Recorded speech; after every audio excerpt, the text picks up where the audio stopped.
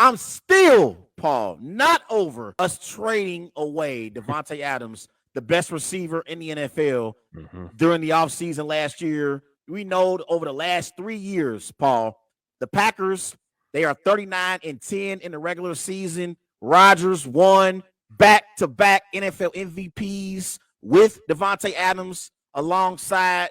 I was disappointed and hurt when we traded Davante Adams during the offseason. And me personally, Paul, I put some of that blame on Aaron Rodgers for Davante Adams departing Green Bay. Now, I am one of those people, Paul. I am not ashamed to admit it. I have no issue with Davante choosing to leave Green Bay for Las Vegas. It's Vegas. It's warm weather. The decision is easy for me if I'm Davante.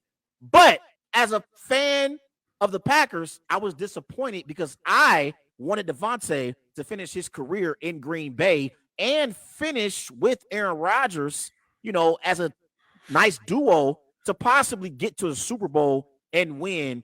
What was your reaction once we traded Davante away, and how did you feel about it once the season started? I was shocked. The Packers, there's always seems to be this uncertainty whether they're going to bring back their star players, but they always do. They always end up paying top of market value for their high-end guys, Kenny Clark, David Bakhtiari, being recent examples as well. Looking at their history, how they operate, they retain their own guys and spend big money versus going to free agency typically and spending big money. So I thought that's how it was going to play out. So absolutely shocked. And when you mentioned, having some of the blame on Aaron Rodgers, looking back on it, I do wonder if there hadn't been that uncertainty about whether or not he was coming back.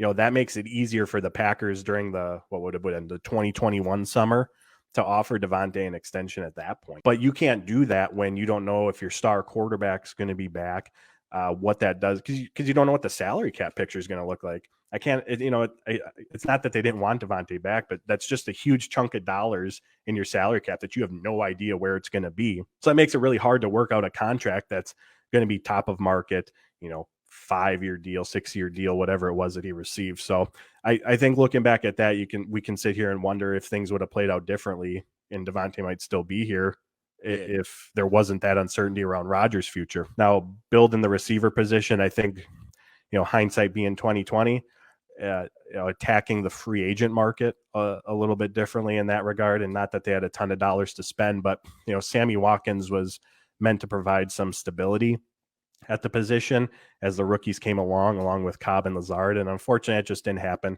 Battled some injuries. There were instances where he and Rodgers just weren't on the same page, wasn't creating the same separation that we had seen from him in the past, because he's been an effective downfield target. So yeah. I think they're approaching the draft, getting Watson, Dobbs. I mean, we're looking at it now. I'm not saying anything that no one doesn't know, but they're seeing that pay off. But I think what could have helped solidify this unit a bit more is if they had more of a key veteran contributor in addition to that group. And for me, Paul, I do blame Aaron Rodgers for the departure of Davante Adams, because like you mentioned, I think Aaron Rodgers' indecisiveness is what basically ultimately decided the fate of Davante Adams in Green Bay. I think had Aaron Rodgers been committed to the Packers and committed to playing football for the next 3 years, I believe the Packers would have gotten a deal done with Davante Adams. But I believe, Paul, honestly, Davante felt a little underappreciated because he was a part of the reason why Aaron Rodgers won back-to-back NFL MVPs, and he was thinking, you guys will keep trying to chase Aaron Rodgers and wonder what the hell he's going to do. I'm still here. I'm still the best receiver in the NFL.